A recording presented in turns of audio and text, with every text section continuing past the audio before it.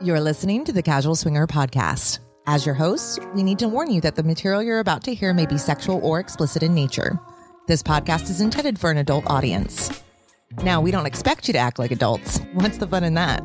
We're a married couple living in Florida with over 13 years of experience in the lifestyle, and we take almost nothing seriously. Casual Swinger is a variety show, meaning we'll cover everything from music to events, travel, and even the occasional hilarious screw-up.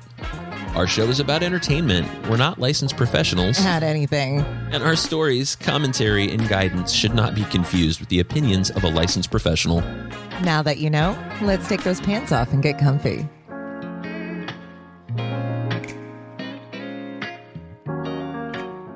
Hey everybody, welcome back to Casual Swinger. I'm assuming you're coming back. This is episode 3 of season 3. My name's Mickey. I'm your co-host. And I'm Mallory. I'm your co-host too. So who's the host? We both are. Is it the casual dog? The casual dog can be the host. The casual dogs. Well, the other two are just not nearly as personal. Yeah, they're not invested. I think they respect our lifestyle, but they want nothing to do with it. I think the boy's more curious. I think he's just desperate for attention. He is our little Grundle snuffler. Right. He's our token single male. Yes. Yes. That's all right. So, hey, this episode is the Alabaster Scrotum. Oh, my God. God, what a great name. You two crack me up. I don't even know what to say about that. People are going to be so confused. Yeah, it was a little weird. But so this episode is all about questions on the lifestyle from a terminally lifestyle as fuck friend of mine that I've been friends with for 20 years. And he's like, I want to come on your show and ask you questions. And we're like, fuck it, come on over. Yeah, and actually started because he came down to visit. We're pretty much family at this point. Yeah. Our kids, his kids are friends.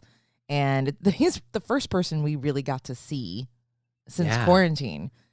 So it was really great. And it came up in conversation. He was asking how everything was going. And we love the idea. So I'm really glad he did it. I think he was a little nervous. Well, I think it's kind of a testament to how Casual Swinger has bled over into our regular lives because I don't think there's anyone in our personal lives that doesn't know about the show. And a lot of them listen to the show. And it's the Alabaster Scrotum who... I can't even say it without laughing. I think you also called him Yukon Cornelius. I did because he's got the beard now, the quarantine beard, and he's bald as shit. It's kind of exactly what he looks like. He does look like Yukon Cornelius. But let's just kind of cover where we're at here. This is the lead in for a great episode with the Alabaster Scrotum, and we think you guys are going to love him. It was a lot of fun. It was, and I think it gives a unique perspective. I think we've wanted to do something like that with someone who's not in the lifestyle so that we can kind of have this dialogue and normalize it and just get it out there because there's a lot of curiosities and assumptions that happen, and not all of them are positive, right? No, definitely not. And I think he had a pretty positive view because he's known me as long as he has, and we've had as many conversations, covering large territories like we did together.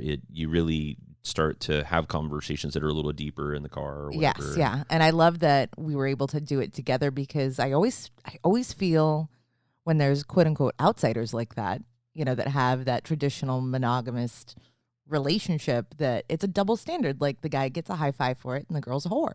Yeah. Or she's stupid for following along. That's how our neighbors treat you. Yeah, the barbecues are a little uncomfortable at times, but whatever. They're like, he's a hero, she's a harlot. The guys talk to me. Yeah, the guys all like you. They're like, hey. I'm kidding.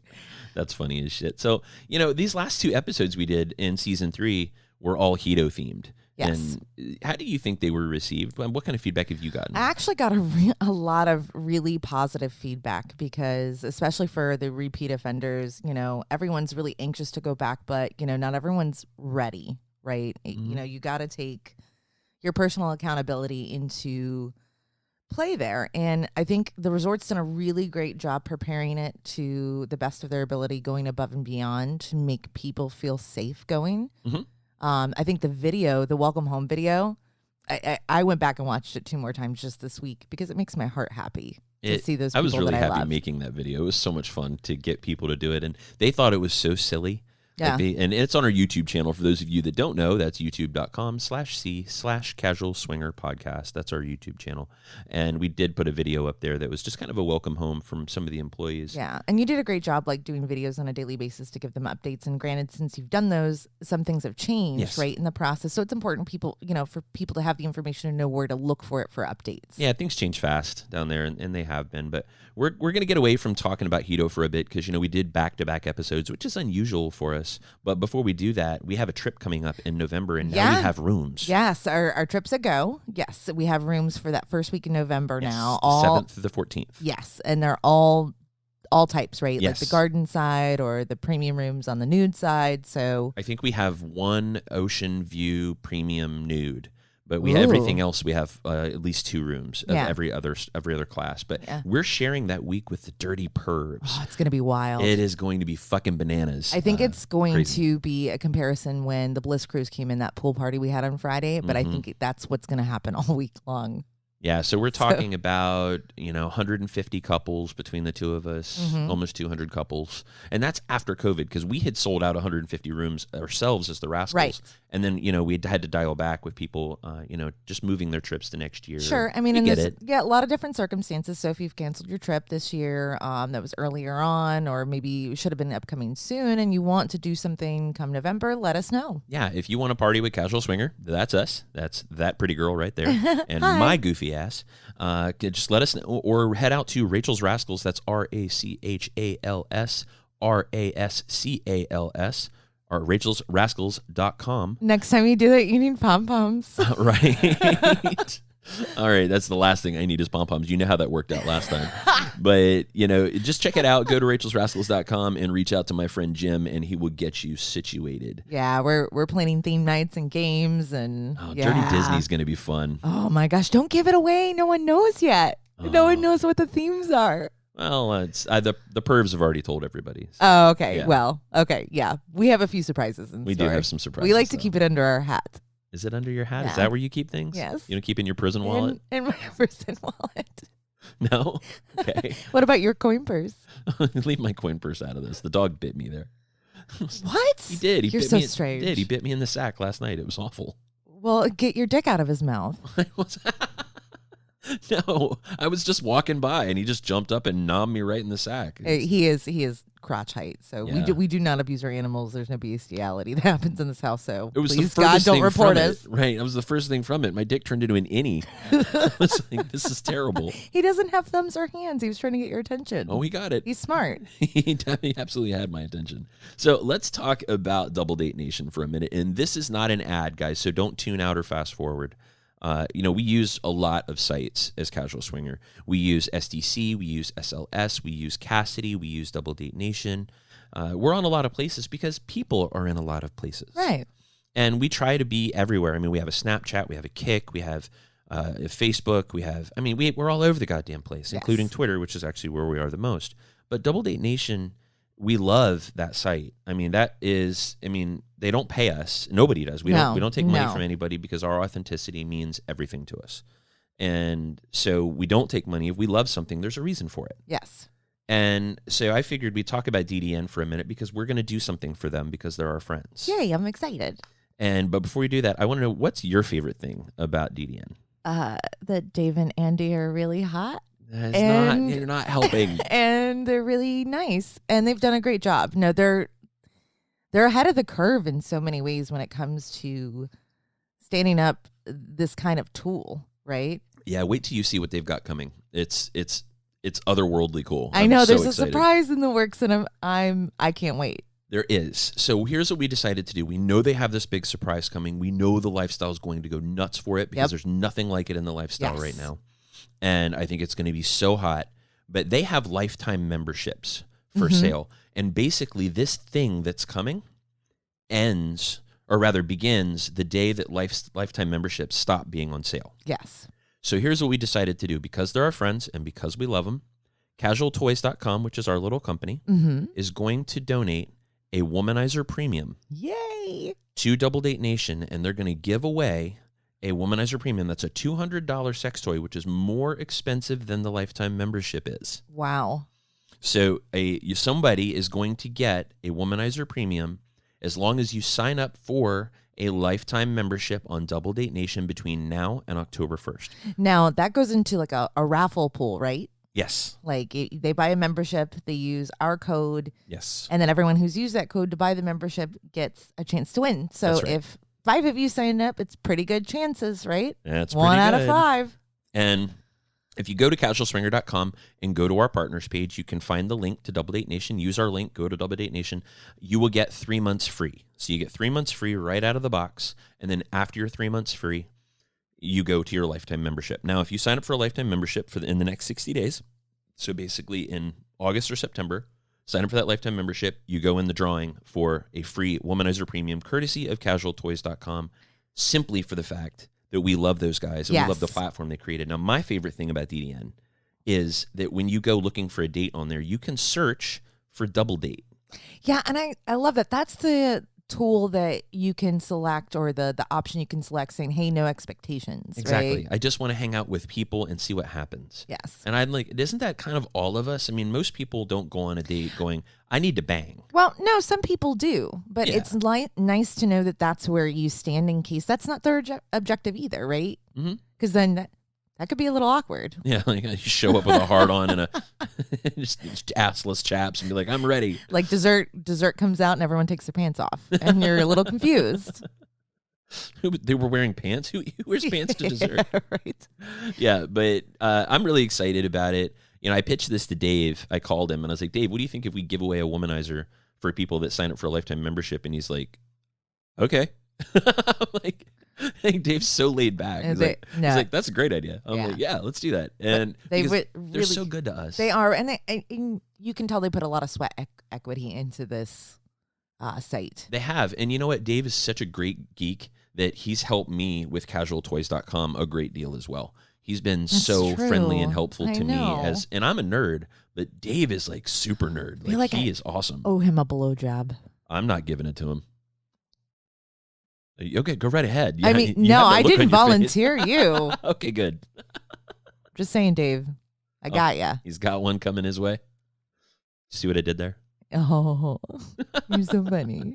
Well, let's talk about our weekend a little bit, because I feel like we had an epic weekend, and it was it was this week, because it wasn't really weekend, it was just week. Yeah, so we're slowly getting outside of the home and quarantine. We're taking all the precautions necessary, but we had friends that were in the area, and we haven't seen them in like 6 months since before COVID. Yes. And so the thing, COVID hit, and we had really good momentum going. We had met some wonderful people and connected, and they're all hot? super sexy. Oh, yeah. And then boom, done, Yeah, dead. Like everything's. It's like everybody stagnant. forgot how to talk. Like, I mean, Kick died. Everything just went away. Yeah. Like, well, shit. And I also went into a hole, because when I can't be engaged with people and see them and look them in the eyes, it's really hard for me, and I get super depressed. So just like covering my eyes up and going into hermit mode kind of helped me cope, I guess. Yeah, your little coping mechanism. Yeah, I'm not saying it's healthy. I don't recommend it. Oh, okay. I'm just being transparent. Neither is drinking. I tried that too. You know, it's funny because, you know, we had this opportunity to see these guys, and it was so weird because we met in downtown Orlando, and it was dead, and we're just not used to downtown Orlando. No, it was very dead. quiet, and yeah, it was strange. But I mean, we had a fabulous time. The food was great. The company was amazing. I think we got up and we were talking outside for a little bit before we departed to go to our cars, because it was just a meetup to be like, hey, we dinner. fucking miss you guys. I can't wait to like see your beautiful faces. And we looked down. We'd been there for like 3.5, 4 hours or something. Yeah, we really had. Well, I know that our waiter came up to us, who was a hoot, by the way. Oh, he was a trip. Yeah, I mean, that's if you get a chance to go to Crest Steakhouse in downtown Orlando, ask for Rodney. He's a blast. Rodney's great and Russell's great. They're both amazing. They're fantastic. Amazing servers. They've got so much personality. And he didn't miss a beat. Like, I tried to get him flustered as hard as I could. No, he didn't miss a beat. No, he gave it back to you. He did. He just fed it straight back to me. He's like, oh, you're a swinger. That's cute. Yeah, that's cute. He was awesome. Loved him to death. But more importantly, I didn't know how long we had been there till we got up and I couldn't feel my ass. Like we had been sitting there so long. Like you'd sat on the shitter too long playing a game. I was like, oh my God. I was walking like I had peg legs because I couldn't feel my feet. I didn't realize. That's not what I thought you were going to say. No, it was so long. But at the same time, it went so fast. It did. I didn't want to leave. Yeah, we could have sat and talked to those guys all night long. And we're really fortunate we get to call them friends.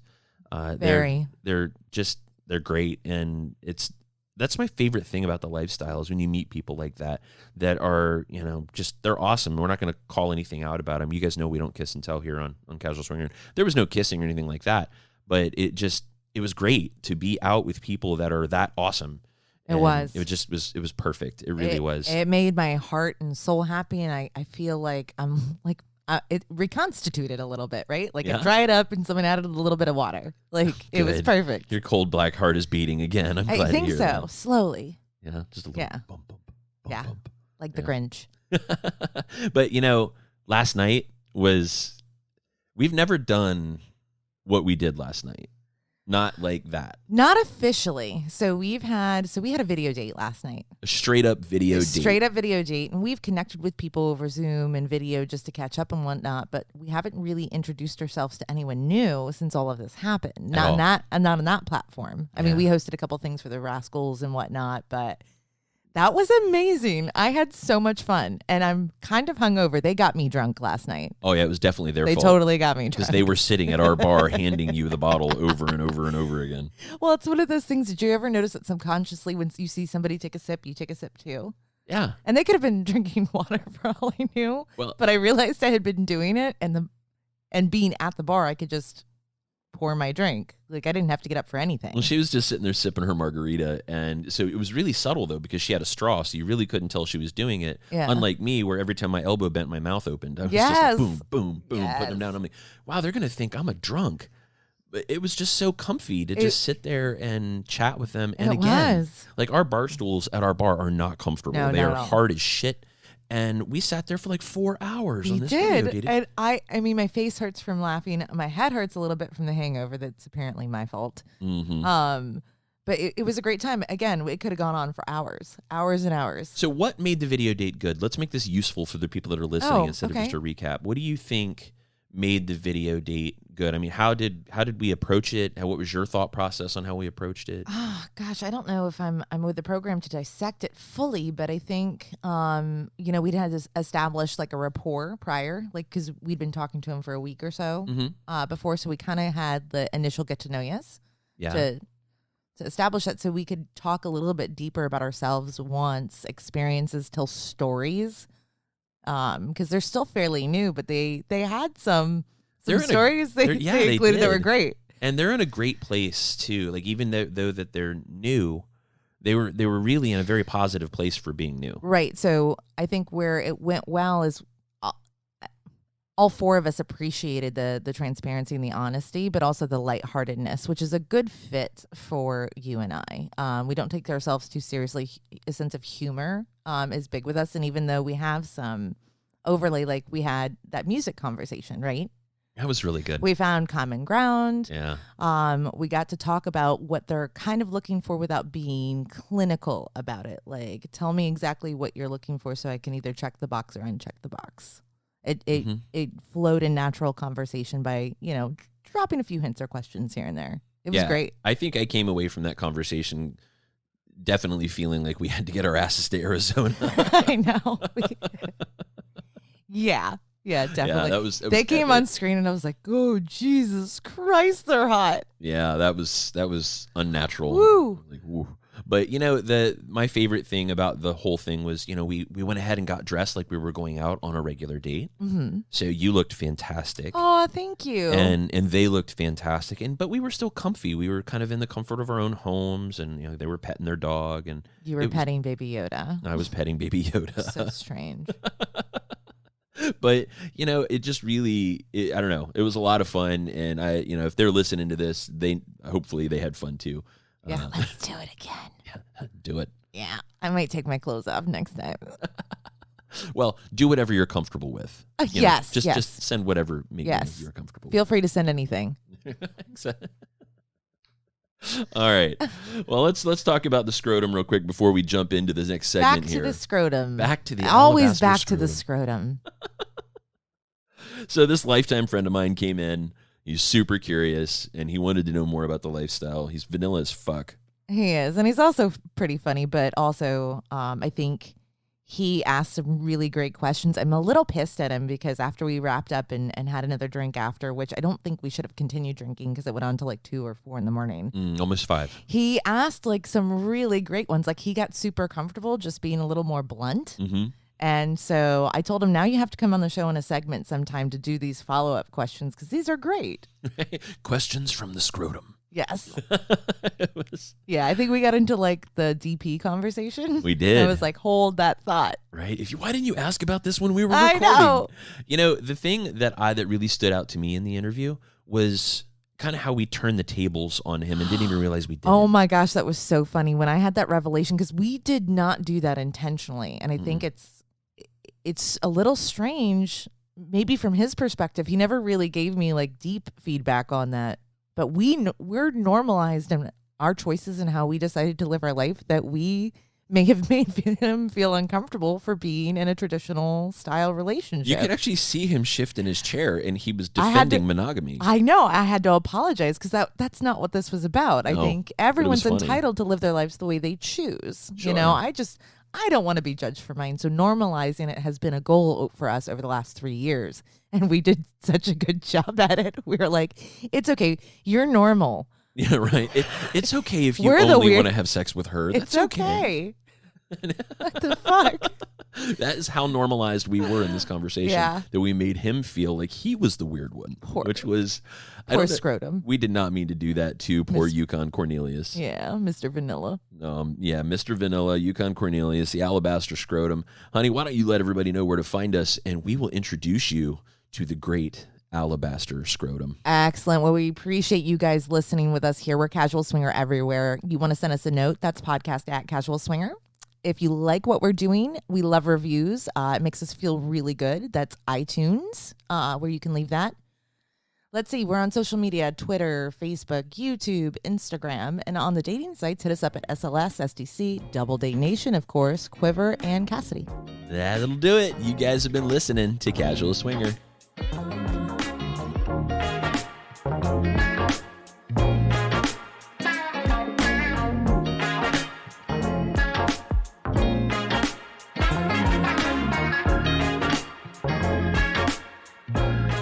Hey guys, you're listening to Casual Swinger, and we're back.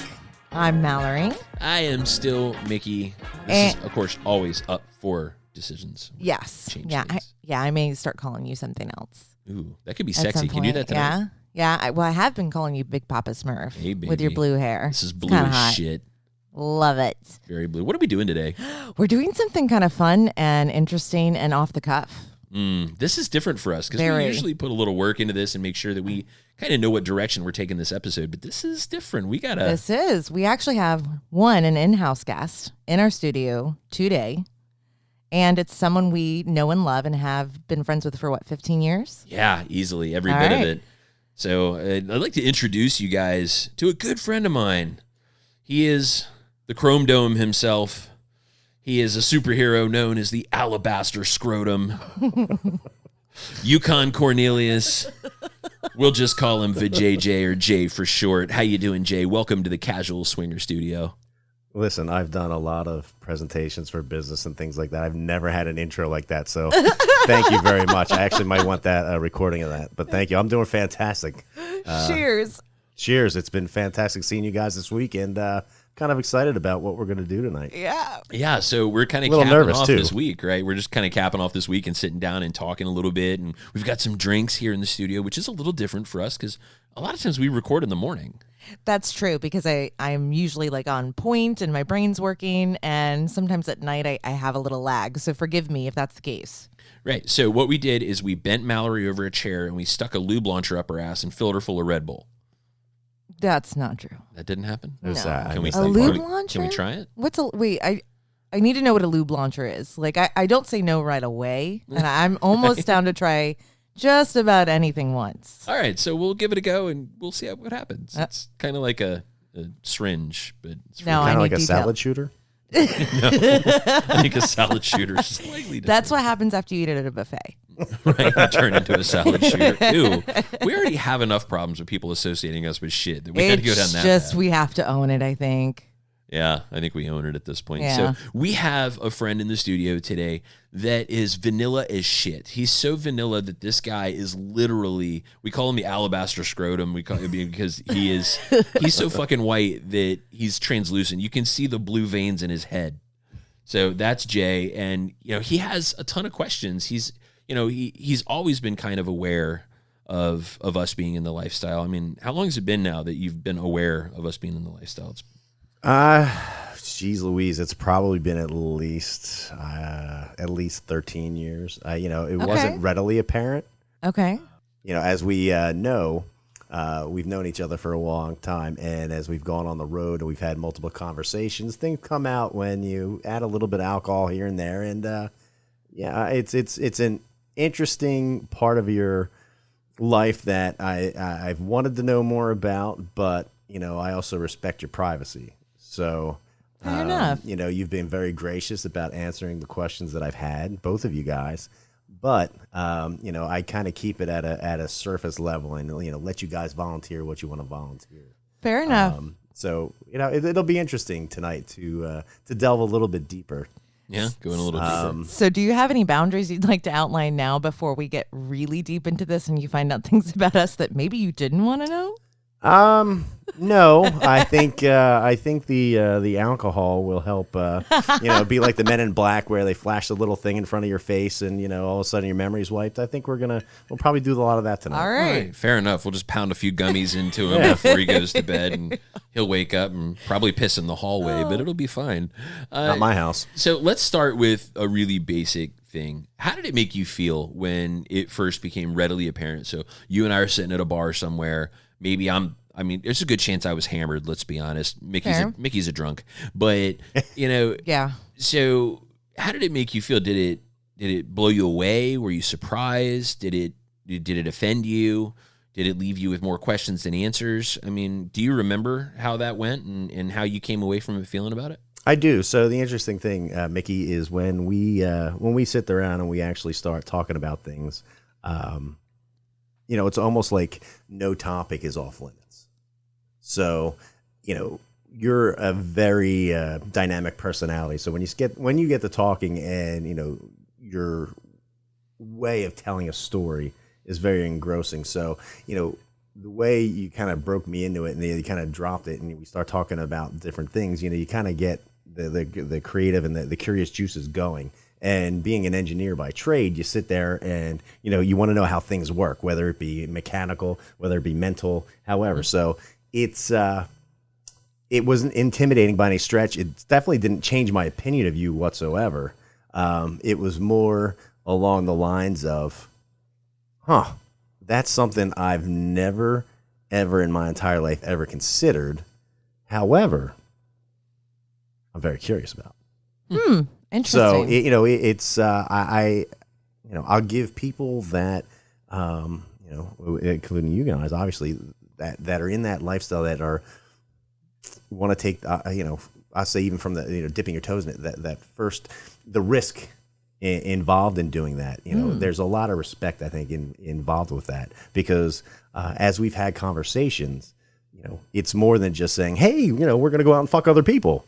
It's there's a whole myriad of different emotions, different decisions, different discussions that all have to take place before it happens. So, from my perspective, I'm very curious the interactions that happen between a couple when you decide to actually, instead of dipping your toe, go full force into it. Mm-hmm. The dialogue that happens, how you decide to go on dates, how you decide, if one person's into it, one person isn't. Look, we could probably talk about this for hours upon hours upon hours. That's fine. That's fine. I love this open dialogue. So that seems like, 3 or 4 different questions or considerations that you've had right off the bat there. I'm going to rewind just one step. So you said when you and Mickey were talking and you came out with it, you didn't look at him any differently. It was easy for you to accept that. Do you feel the same way on this side of the fence? Because as a woman, especially talking to someone who hasn't dipped their toes in or isn't involved in the lifestyle, one of my chief concerns is how do they view me? Because I feel like there's a little bit of a double standard there.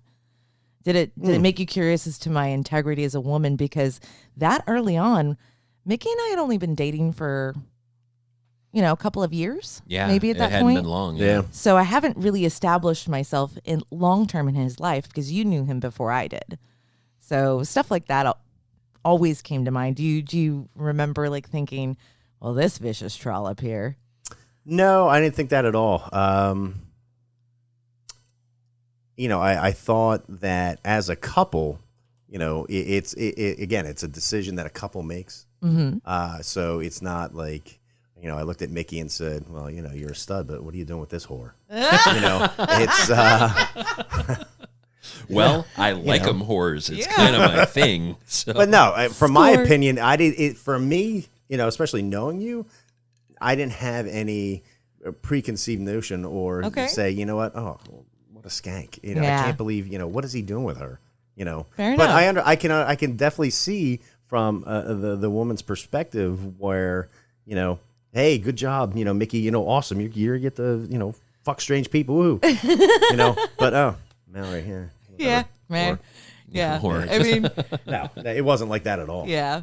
The whore of Babylon, otherwise known as Mallory. Just ask about me at the neighborhood cookout. But it's They'll also tell you one all of those about it. things. Yeah, right. But it's also one of those things, I've known Mickey for a very long time. So, man of integrity, brilliant man when you speak with him, Mm-hmm. Agreed. knowledgeable across many, many, many different topics. So, if you're going to be dating him, Mm-hmm.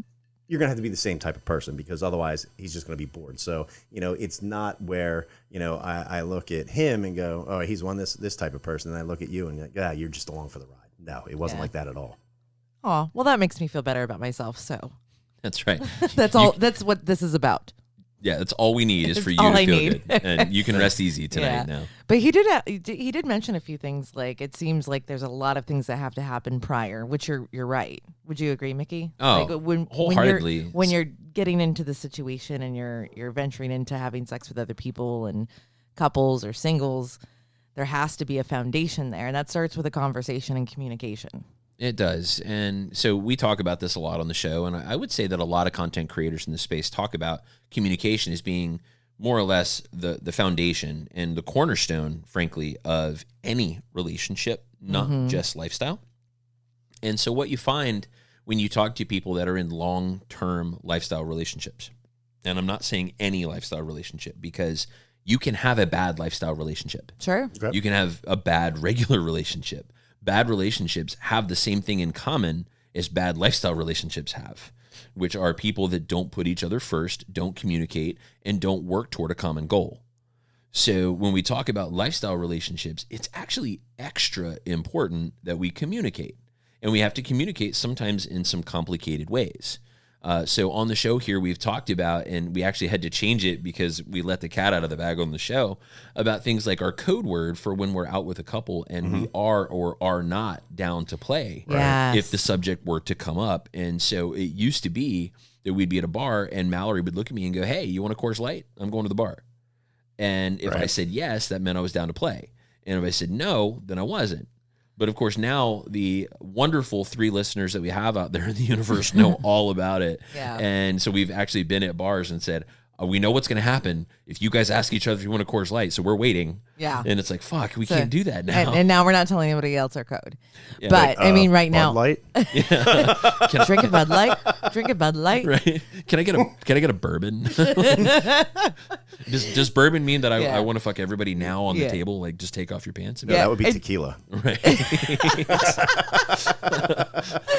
So to give you some background, it does take a lot of legwork because it's online dating for couples in a lot of ways. There's, I don't know, a dozen different platforms depending on what part of the country you're in that are dating applications for this lifestyle and all the different kind of kinks and dynamics that come into play. So you start conversations with people. It does take a lot of effort, right? Especially when you have a busy like vanilla life. You establish a date, they show up for the date, you show up for the date, which sometimes is a little bit of a struggle as well, right? Coordinating schedules. And then you're sitting there, and at the end of the day, you can have some of the best conversations and really, really enjoy these people. But there's that chemical element, right? Sure. Like the chemistry that has to be there in a 4-way connection when you're dating, 2-on-2 in that way. So that's interesting you say that. It's hard enough in a regular dating scenario. Yeah. So now you have to have 4 people instead of 2. Yes. That's actually pretty interesting. Did you ever play the last level of Super Mario Brothers? No where one it's has. got all the fire and like the thing. It can be a little complicated. It's worth it when you knock the ball out of the park and everyone's got this wonderful 4-way connection, but it's not easy. No, it only happens with people that live at least 1,000 miles away from us. That's the way it works. Yeah, I have this like birth. Like if you live within that circumference, I mean, we can be friends. And I'm just kidding. Right, but if you're listening in Pennsylvania, we're coming to visit. Yeah. I don't know, dude. Since we've moved to Florida, there's quite a few people have caught my eye. So I think that luck is changing. Oh, God, I hope so. Oh, I'm looking at you too, baby. The Alabaster Scrotum. So let's talk about you for a minute there, Jay. Valerie is fucking smoking, right? So you guys can't can't see the Alabaster Scrotum. He's a very average guy and in no way deserves the beauty that is Valerie. Not Mallory, but Valerie. Valerie is his beauty that is back home waiting for him. And I'm curious, have you guys had conversations that kind of lean in this direction? Have you, maybe you skirt monogamy a little bit. Yeah, have you really delved into it at all? We have. So, Valerie knows you guys as well. But she also has a friend that is also in the lifestyle. Oh. So, it's something that she's been aware of for a while and has had conversations with her friend.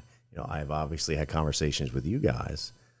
So, yeah, it's a topic of conversation that comes up when, you're sitting there resting your head on the pillow and, ready to go to bed.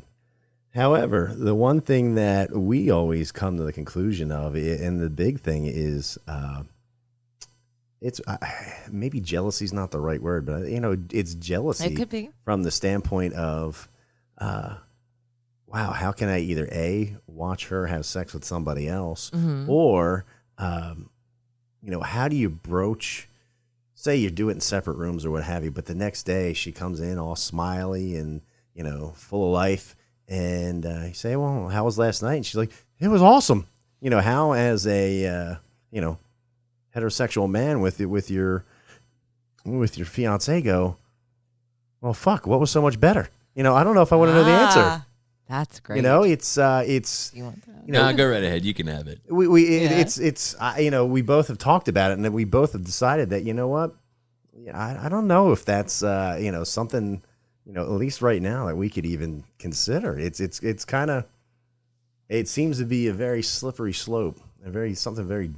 Okay. Nothing you're feeling there is unnatural. Totally normal. Or I'm not going to lie. It it feels uncomfortable talking about it. Yeah. I'm not going to lie. And that's okay too. And if I can see it in your body language. Yeah. And if that feeling never changes for you guys, again, nothing fucking wrong with that.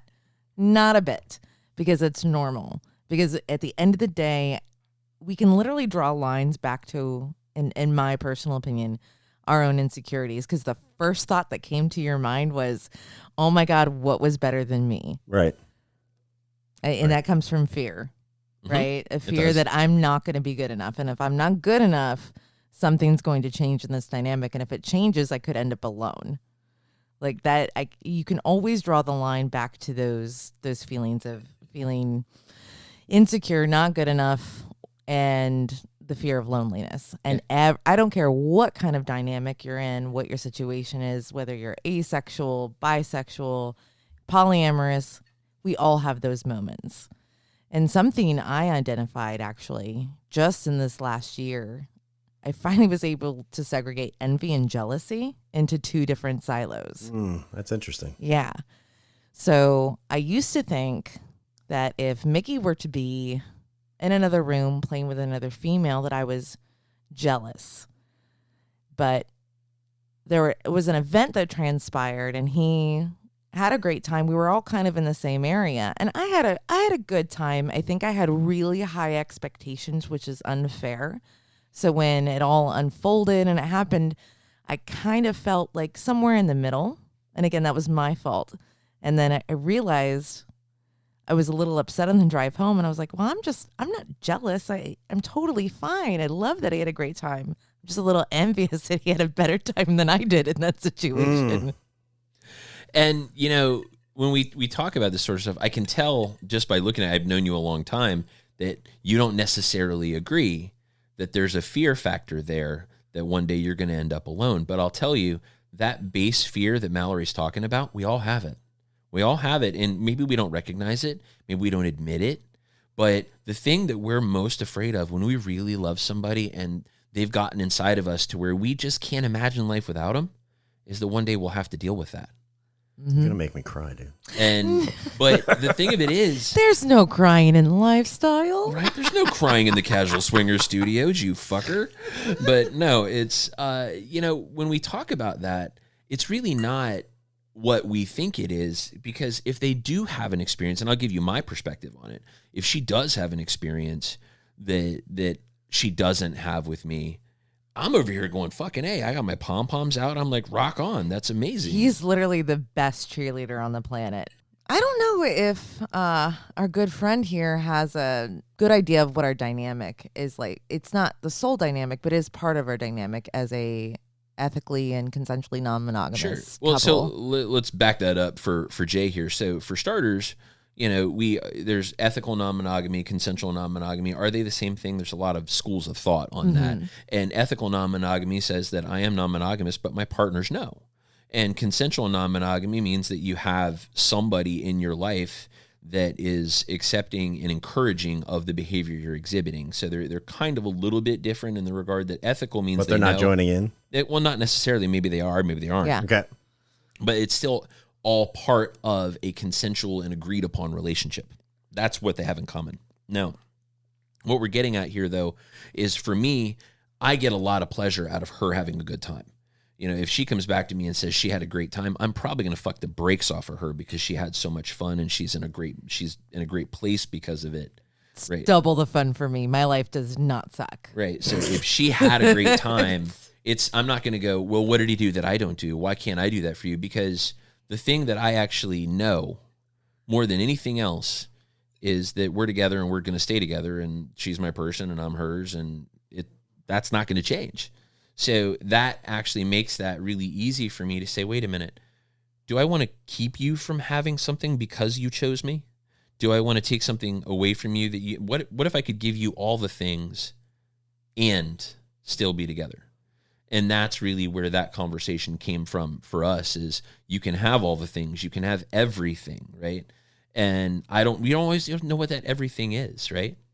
I'd agree with you about that, but also couldn't you figure out as a monogamous couple having dialogue about likes, dislikes, fantasies, things along those lines, you can I think you can establish some of those, can't you? Oh, absolutely. That's why we sell sex toys. Mm-hmm. So I guess it's one of those Casualtoys.com. It's one of those things where, Stop it.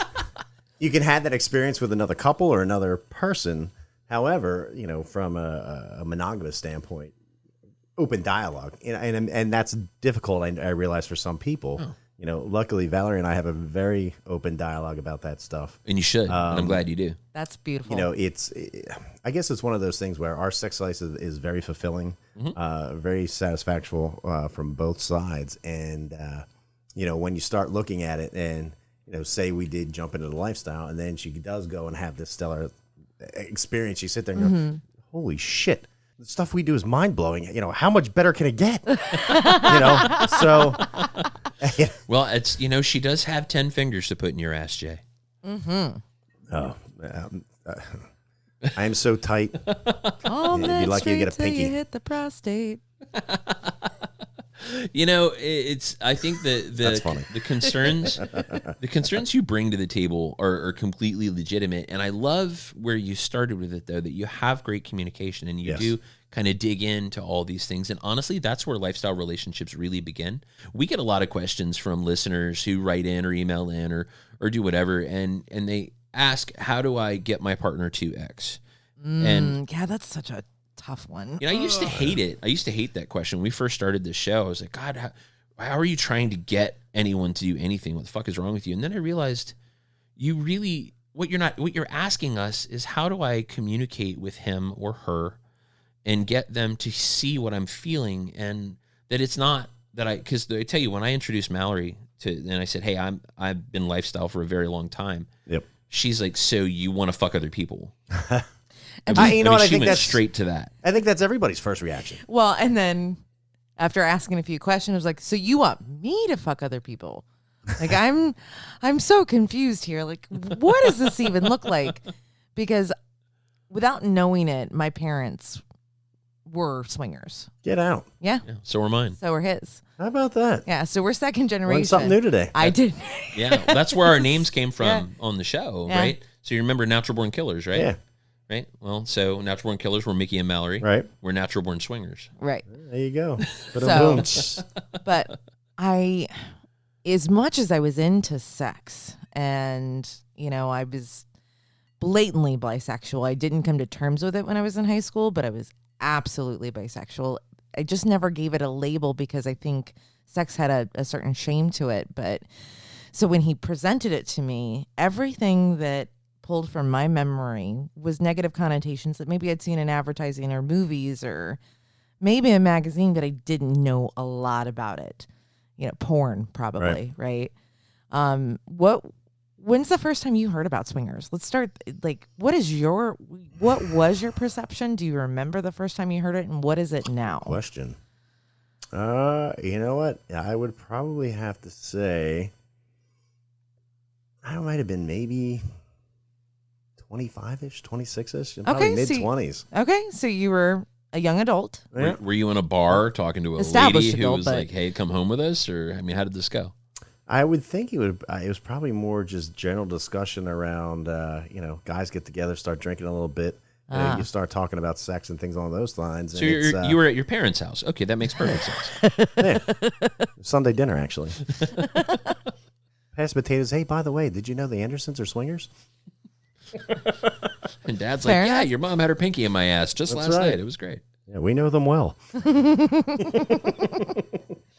So yeah, from a perception, standpoint, especially when you're younger, as a young man, you're a hammer. Everything's a nail. Yeah. So if you think about the lifestyle itself, you're going, well, hell, sounds that great. sounds awesome to me. Yeah. Then when you finally get old enough and you talk to people, and like, yeah.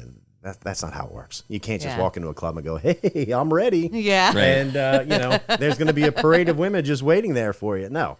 So it's an interesting dynamic and an interesting, what's the word I'm looking for? Your mindset changes completely as the years go on and you talk to more people. And then obviously, as I've talked to both of you, I get more and more insight into it. And then, when Valerie, talks to me about her friend, I get, a completely other side and a different side.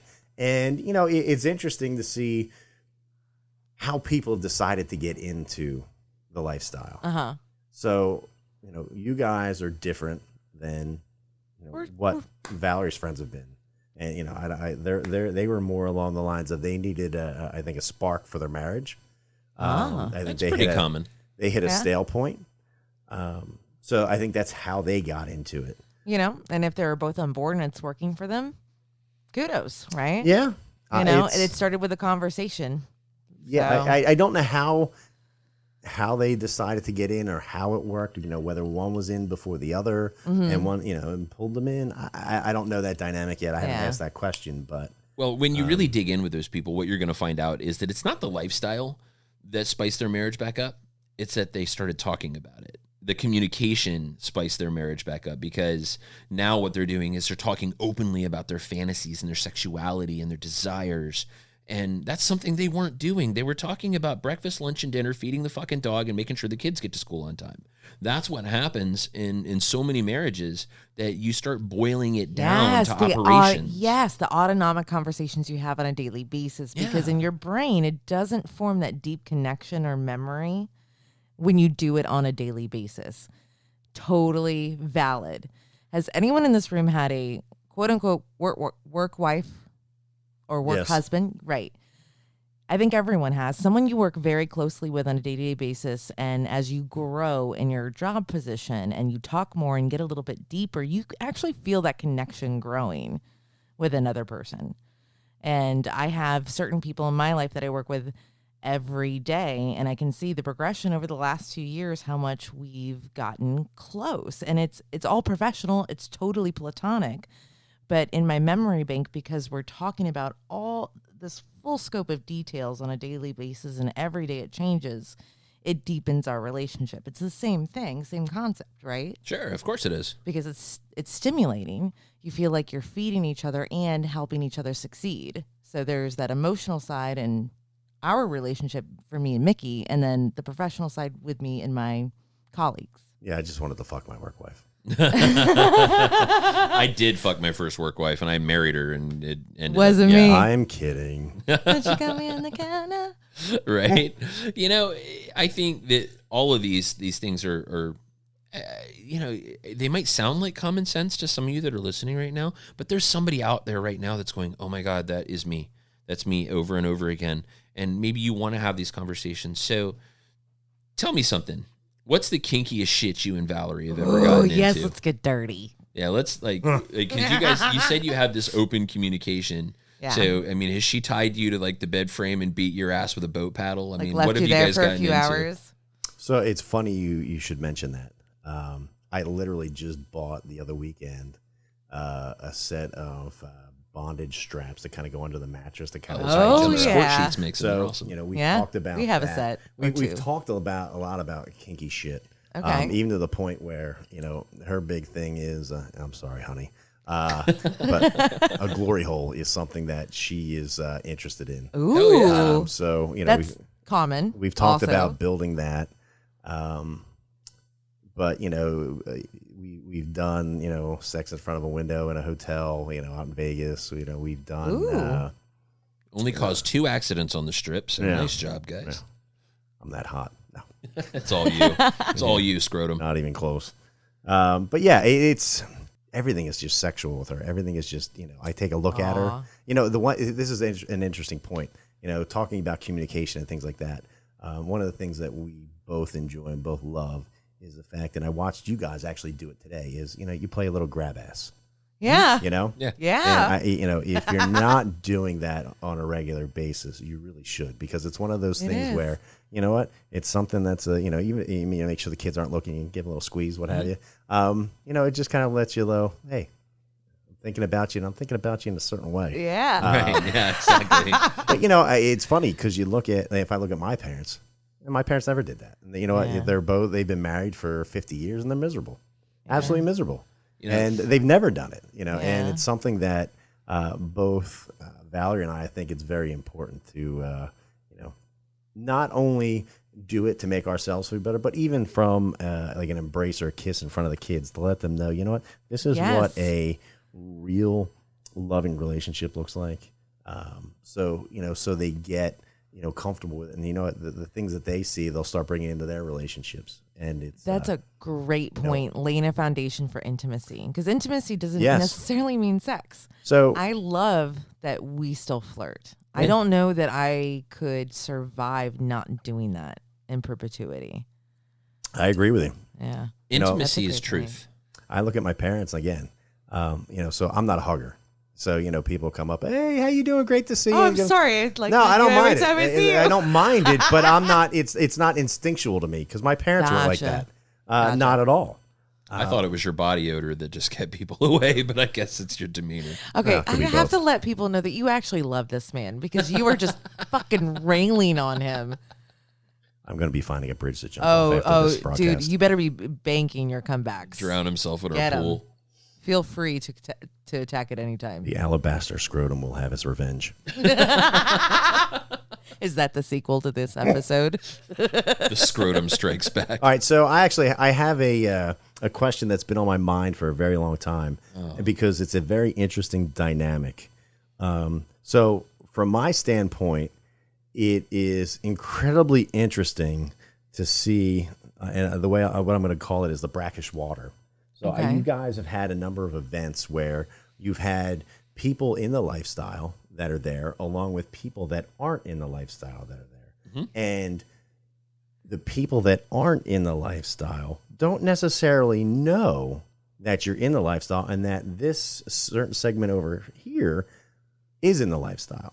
Me being, aware of both groups, I find it very interesting, especially when I see the interactions between, said groups. How, as a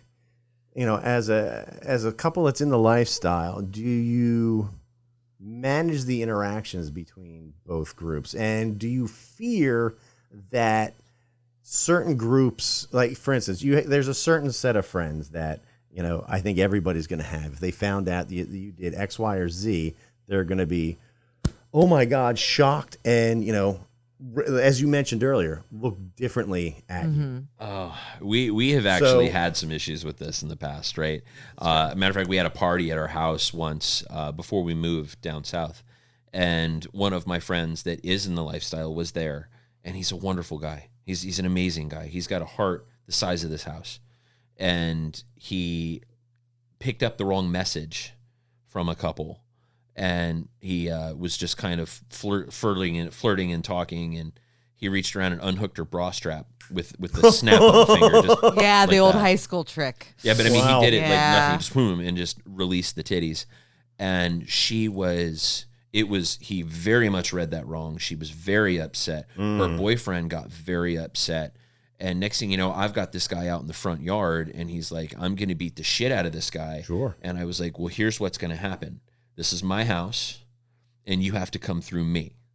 So if that's what you think is going to happen, I'm who you get to deal with. So Now, you still want to do that. And that's not me being a badass. No. That's me defending somebody that I know didn't mean it. And I didn't want to out him as being lifestyle.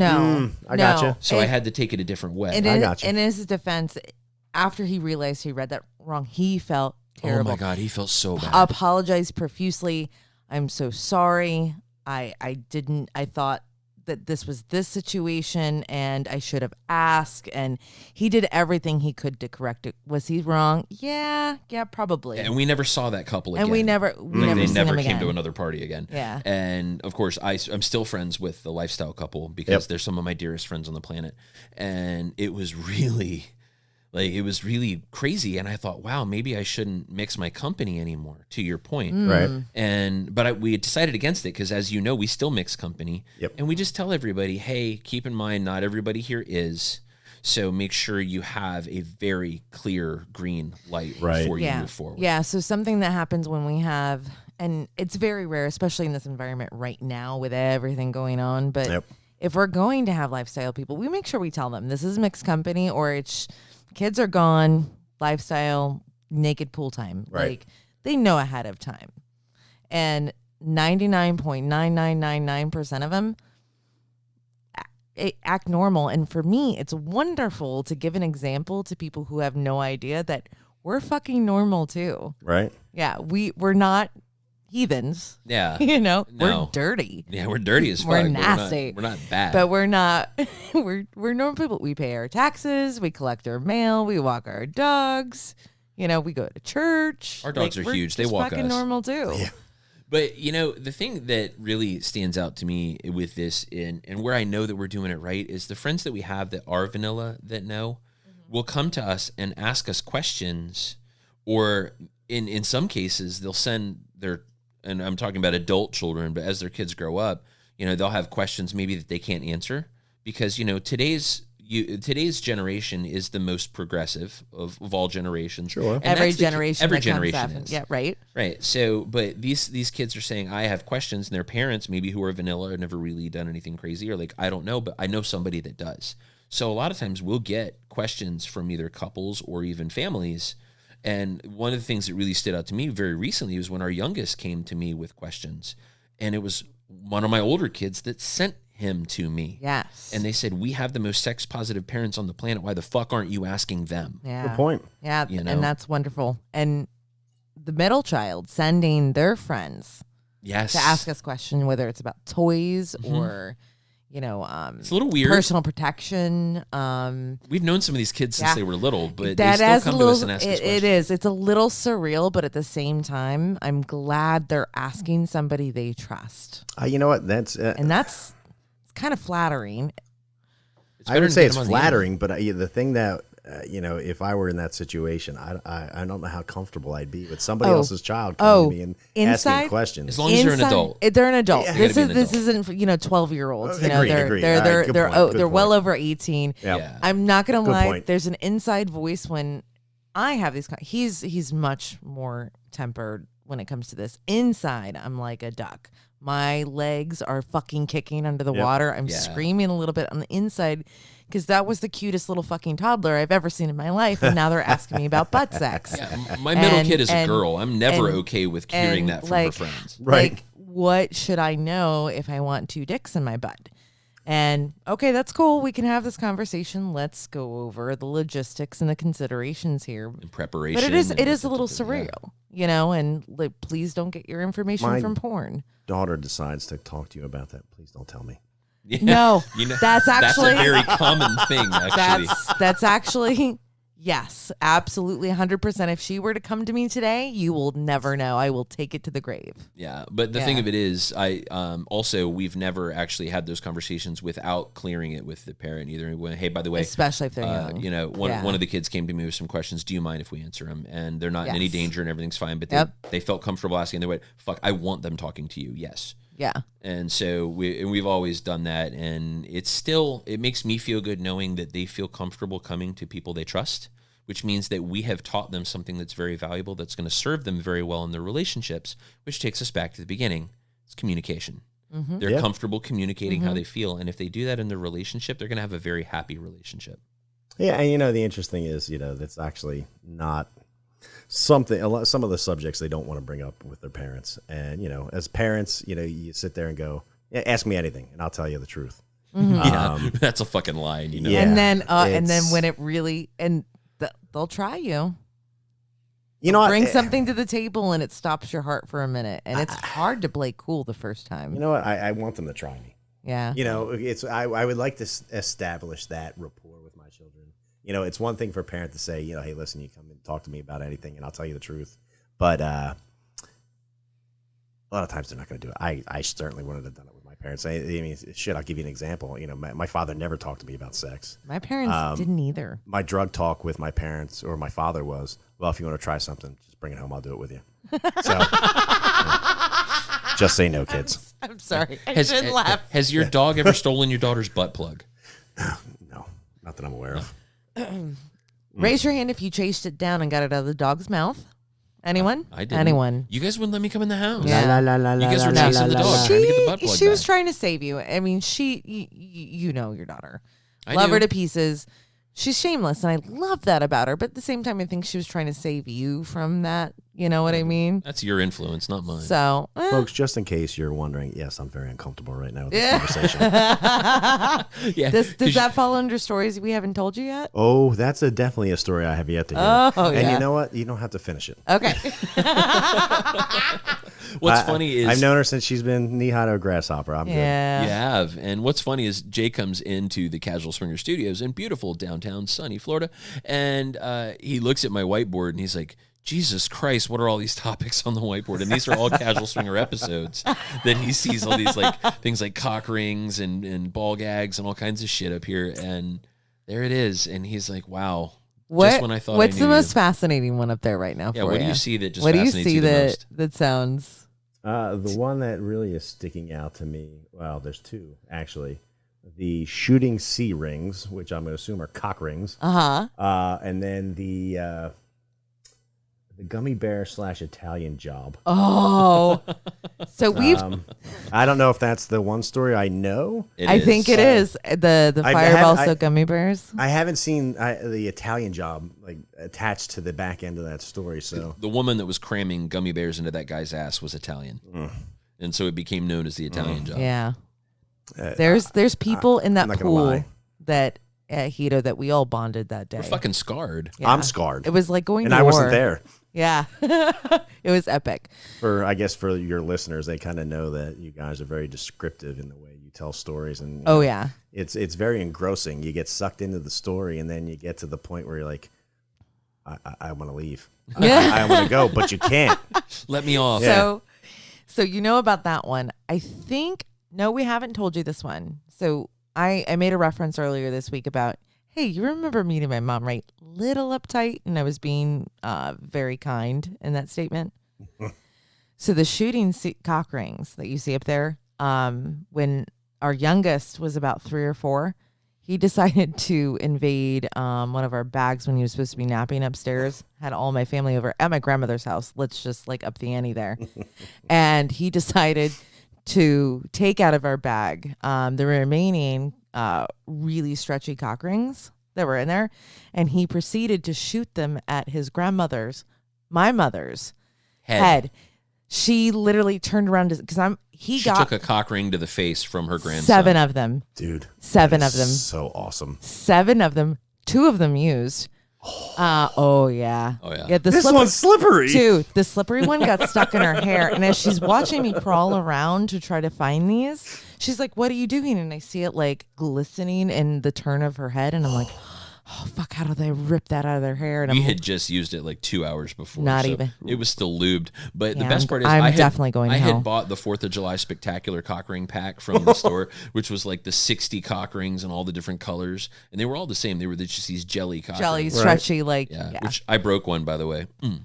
But His claim to fame right there. Oh, dear His God. porn moment. I broke a cock ring. But, that's why they... Well, when you He's try to literally twist it and do it flexing his twice dick so it right fits. now. Yeah, it's going to happen. Yeah. But anyway, yeah, that was absolutely fucking horrifying. I mean, get the boy. Yeah, it went bad. And that's, by the way, straight out of episode 3 of Casual Swinger of our first season ever. It's called Sex Positive Parenting and Why Our Children Need Therapy. If you want to hear the complete version of that story and other stories for anybody that's still listening out there. Yeah. But, that's a thing. So really pretty rubber bands. He's fucking 4. He has no idea. I bet he's going to have one of those flashes of memory and be like, oh, yeah. Oh, my God. Now I know what those are. Right. You know? Well, they like when I was certainly like, weren't. oh, my God, my dad used to smoke green cigarettes. You were teething rings. Yeah. He was probably up there That's chewing fucked on them, up. thinking they were like gummy bears. So I'm just going to These call don't out taste very good. that these are not delicious. This is disgusting. I'm going to call out that you actually didn't like delve into like the kinkiest thing. You really The, didn't. like, You skipped right it's over okay. that. Did you and ask me that's that? okay. Did I? Oh, Yeah, you so know. what's the kinkiest shit you guys have done? And I mean, you got What is the kinkiest thing? you bought her some bondage, a bondage set. Yeah, for the have you bed. used the- Well, the we've bed done, tie we've downs? done the whole, watch porn and break out the toys and do all that fun stuff. Mm-hmm. We've done all that. I would think that's, for lack of a better term, very vanilla in terms of what couples do. Not necessarily.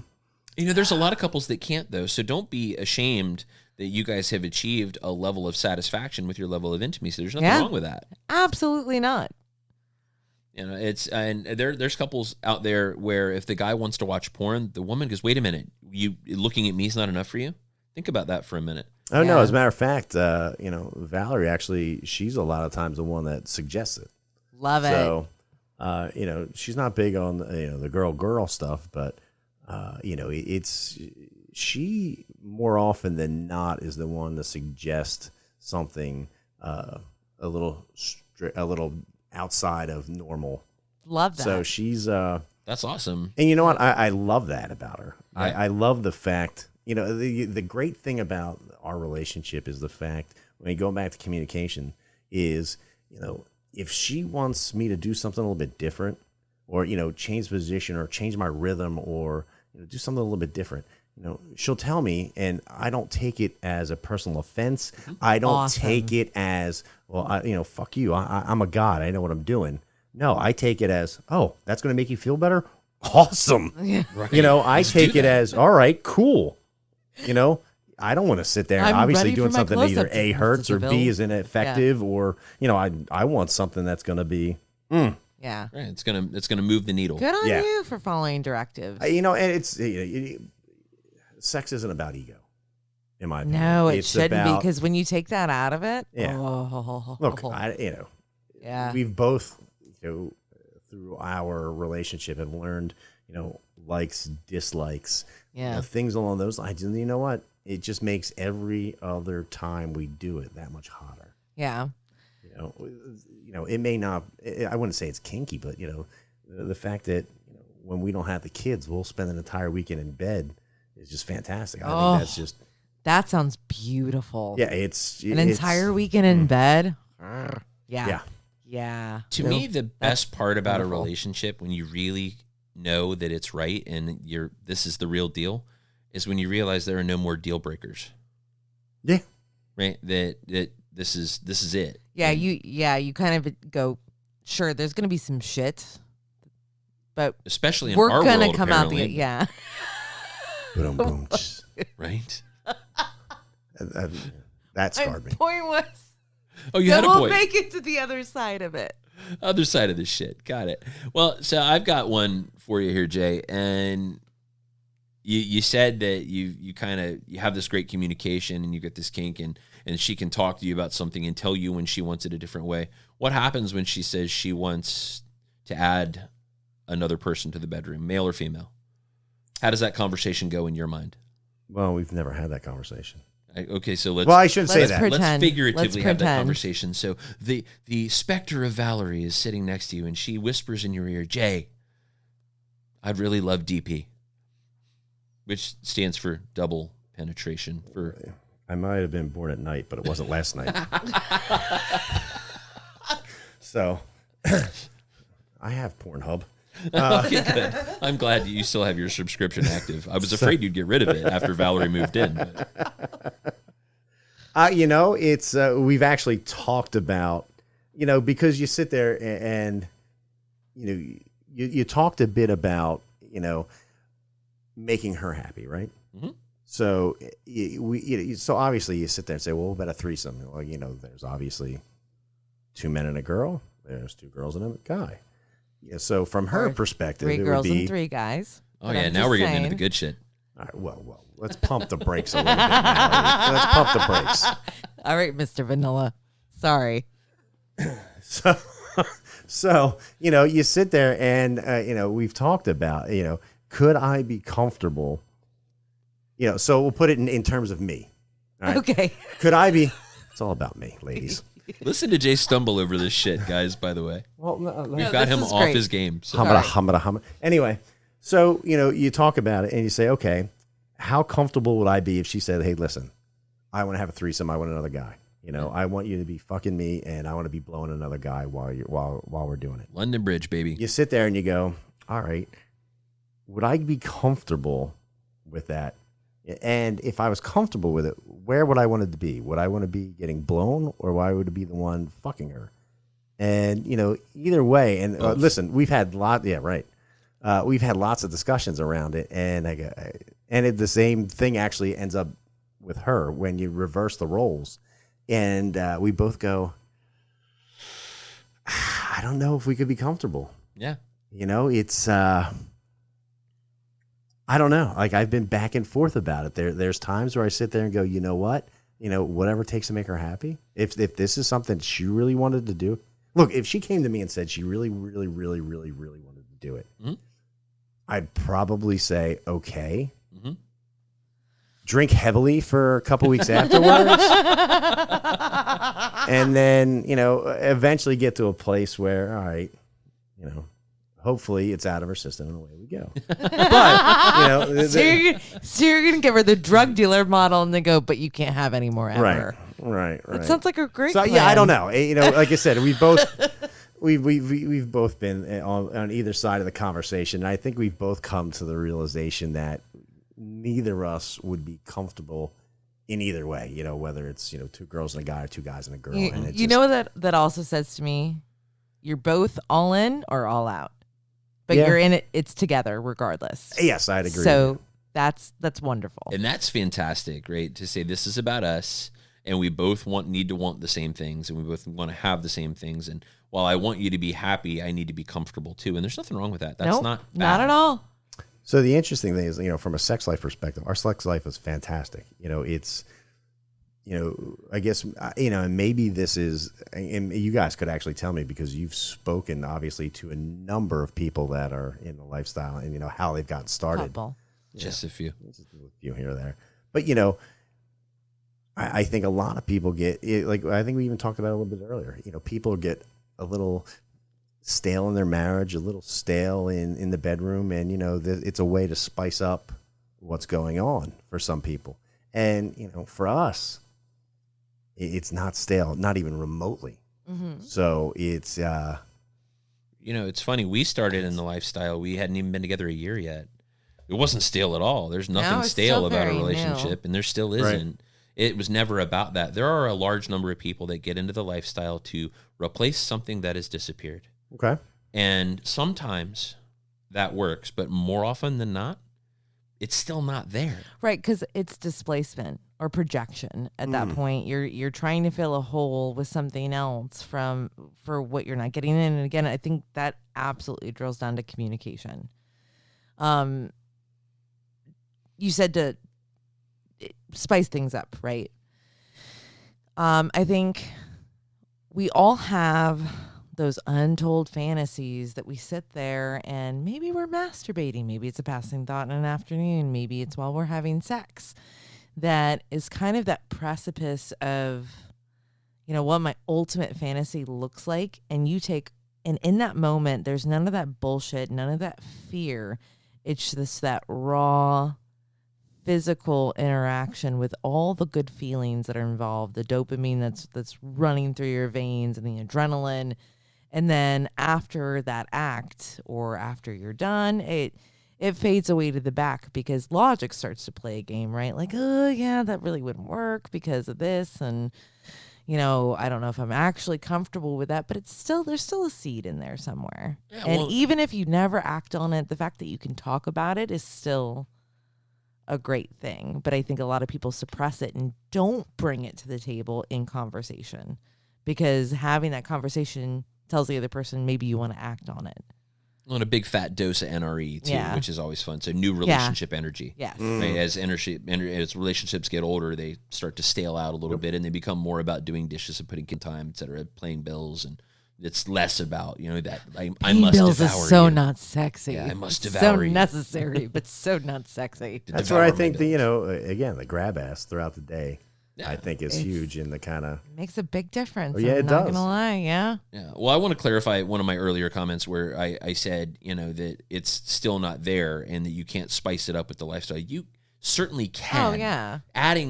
Just because I'll give you a great example that maybe you've been married for a long time or together for a long time, and you do start to foray into the lifestyle and you discover this amazing attraction for your partner based on their desires and enjoying watching them be happy and feeling happiness and getting satisfied. And that's called compersion, is when you really get happiness from the other person and the other person's happiness. And that is totally possible and that can totally happen in the lifestyle. But what I'm saying is you can't use somebody else to replace what isn't there with your partner. So what I'm saying is you might get a great deal of satisfaction and find a new way to connect and communicate with your partner in the lifestyle, but you can't replace what's broken with somebody makes else. Sense. Yeah. That makes sense. I think that's where you start running into big fucking relationships problems. Issues. Yeah. Yeah. I agree. So can I be brutally honest? Have you been lying to me for 14 years? This is probably a line that our friend Jay here is going to draw really quickly. We have been having sex for a very long time, and I've always been satisfied with our sex life, lifestyle or not. But I'll tell you what, the first time I came home after playing by myself, when we call it, reconnecting or taking each other back or whatever you want to describe it with. I will be 88 years old with dementia and not forget that night. Yeah, it was a good time. We had fun. You fucked me stupid, but you fucked me in such a deep, intimate way that it was carnal and almost animalistic. And you I'm funny thinking for days. about it now, and I have goosebumps on my arm. That's interesting. It was crazy, and I didn't anticipate it. And that was one of the most nerve-wracking days of my life. Now, before you went in and we'll say reconnected, as you said, were you nervous? Were you like, did you feel guilty? It was this weird, like, it's like being on the ocean in on the edge of the storm where the waves are really high and you're going up and down, but there's no rain. So it's kind of odd. There's a storm there, but you don't know what it's going to be like. You just know, like, you're here and then you're here and then you're here. It was a 45-minute drive home. And I was vacillating back and forth, like, either this is going to be really awesome or really fucking awkward. That's interesting. Because I'd never done it before. I took him at his word that this would be a great opportunity to have an experiment and an experience. So why not? So there's two ways of looking at it. There's if you can't get what you want with me, then you don't get it. Right? That's one way that we've always kind of been taught to look at it, right? And then there's if you can find it, you should have it. Because if I could give it to her, I mean, if she was thirsty and she needed a glass, I have a glass right here. Yeah. Why shouldn't I give it to her? Why shouldn't she be able to have it? Yeah. And doesn't hurt me.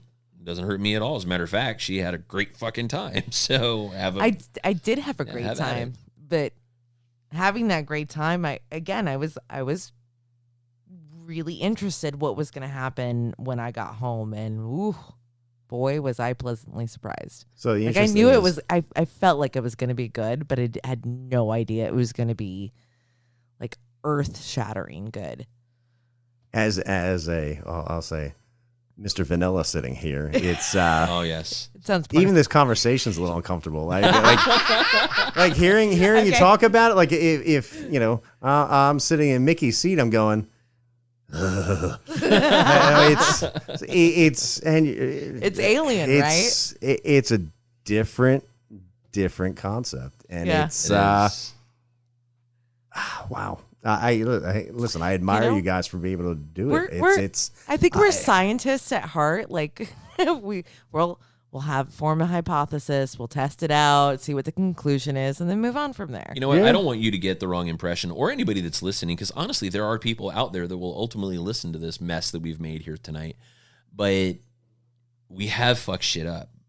We have big time. We have broken some eggs making this cake. Ooh, big ones, time. Big ones. Yep. And we've gotten it wrong, and we've had arguments, and we've miscommunicated, and we've hurt each other's feelings. But that's no different than what you do when you're paying bills and talking about kids and getting kids to school on time and making dinner. The same thing happens. The difference is, that there's sex involved. That's really the biggest difference. Everything else is the same. We still hurt each other's feelings. We still do things wrong. We still get it right and get it wrong as husbands and wives. And not on purpose, fiancés, but not on purpose. We don't do anything maliciously. The thing, I guess, as a vanilla looking in, as the alabaster scrotum that you are, is that, ginger beard. I like that one. That's actually kind of cute. All right, Yukon Cornelius, but I like the scrotum. I like the scrotum too. Are we talking about the same thing? We're probably not talking about the same thing.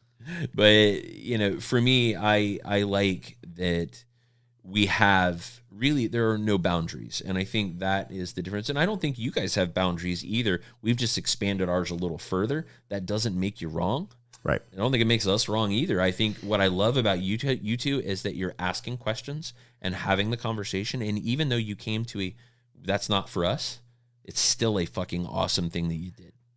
But yeah, it's one of those things, it's kind of funny, having friends that are in the lifestyle, it helps spice up, we'll say the vanilla lifestyle a little bit, because sex is fun to talk about. Of course, so, it is.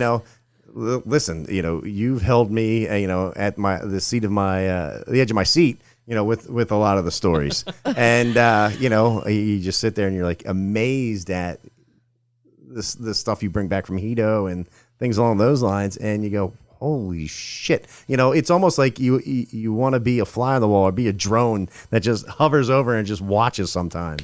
But yeah, it's we're definitely, from our perspective, not vanilla, even though we're not in the lifestyle. We're open to try just about anything with each other. And you got sprinkles. Yeah. So it's I respect the people that have the ability to make the relationship work and do what you guys do, because, you know, I know how difficult it is, you know, being just the two of us. Mm-hmm. So imagine trying to just add another layer of, I'll say, interest on top of it. It sounds like work, right? Doesn't it? Maybe in the beginning it is. Okay. But, you know, I think, you know, you guys have been experienced enough where, you know, again, you have your signals, you have your likes, your dislikes, you know, you have your boundaries established. Mm-hmm. So, you know, I would imagine, you know, it's just like anything. It's like starting a new job. You know, you're at first it's going to be uncomfortable and you know, a lot to learn. Mm-hmm. But as you go along, you know, mm-hmm. I think you make it work and make it work well. And you two seem pleased as punch. So at least today we are. Yeah. Today it might be the drinks. I don't know. You know, there's some frustrations. Mostly when we've been on 20 dates and not found somebody that we really enjoy being with. I mean, we're casual swinger for a reason. We're not super active. We don't go out just to bang. We don't look to meet people just to bang. We want to make friends that we have the lifestyle in common with. Yeah. You don't make your friends into swingers. You make your swingers into friends. Yes. Okay. That's interesting. Yeah. I think that's probably a great way to put it. Yeah, it's a pretty important fucking rule, honestly. Yeah. it's one that we kind of cling to. You know, I have to say, and maybe when we go back and listen to this, it'll be a different perspective, but I almost feel like we've normalized the lifestyle and put our friend Jay on the spot. And we're like, it's okay to be normal. It's totally fine. Like, we've been pacifying and like comforting him. Like, yeah, it's cool to be vanilla. Maybe that speaks to the environment and the people we've surrounded ourselves with. How screwed up are we? She just made a great point. I need to go back and listen. Being monogamous. Don't. I hate myself right now. It's okay to be normal. You can't be weird like the rest of us. And that's totally fine. We still love you for who you are. It's okay, Scrotum. I thought you were going to peg me later. Hey, pegging's very popular these days. It is very popular. It is. I love... See, now I said that, and now the other Jay is going to be like, see, I told you Mickey likes things in his ass. No, I don't. Which Jay? Average Swingers. Okay. Jay and Angie. He's always talking about things in my butt. There's a lot of Jays. So much struggled to walk a little bit today. I'm not going to lie. You kind of were shuffling kind of funny. Well, you know, it was a long night. But that's all right. Actually, if it's a little prostate massage, it takes like no time at all. Right. Well, I'm just saying that's medically proven.